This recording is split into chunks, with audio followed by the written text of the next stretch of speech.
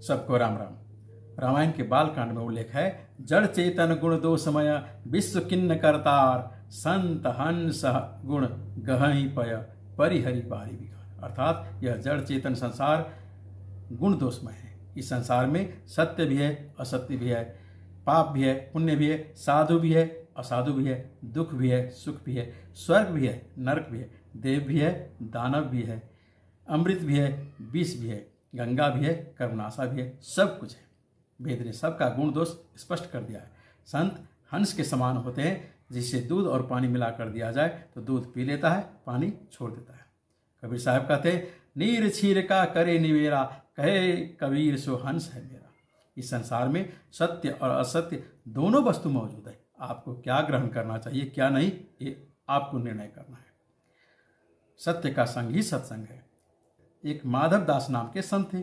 भिक्षा मांगकर जीवन यापन करते और भजन भक्ति में लीन रहते। उसी गांव में एक वृद्धा भक्त थी, जिसे पोता न होने से भगवान और संत से चीड़ हो गया था।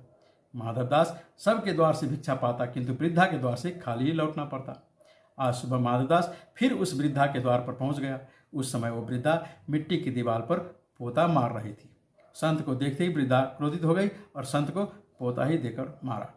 सरल चित्त संत माधवदास ने कहा, संत माधवदास भी उत्तर इसी का देगा, पोता तूने दिया है तो पोता तुझे मिलेगा। कहते हैं, न जाई देव ऋषि वाणी। उस वृद्धा को पोता हुआ। रामायण कहती है, हानि कुसंग सुसंगत लाभ, अर्थात सुसंग से सदा लाभ और कुसंग से हानि ही होगा। रामचरितमानस बालकांड में एक चौपाई है, माया ब्रह्म जीव जगदीशा लक्ष्य अलक्ष्य रंग अवनी। अर्थात रामायण तीन सत्य को स्वीकार करती है। ब्रह्म, जीव और माया तीनों सत्य है और नित्य है। ब्रह्म जीव में भेद भी है, अभेद भी है। ब्रह्म विभु है, जीव अणु है। ब्रह्म सर्वज्ञ है, जीव अल्पज्ञ है। ब्रह्म पूर्ण है, जीव अंश है। ये सब भेद है। सबसे बड़ा भेद, जीव मायाधीन है जबकि ब्रह्म मायाधीश है। अभेद यह कि ब्रह्म और जीव दोनों सत्य, नित्य और चेतन है। माया सत्य है, नित्य है, किंतु चेतन नहीं है।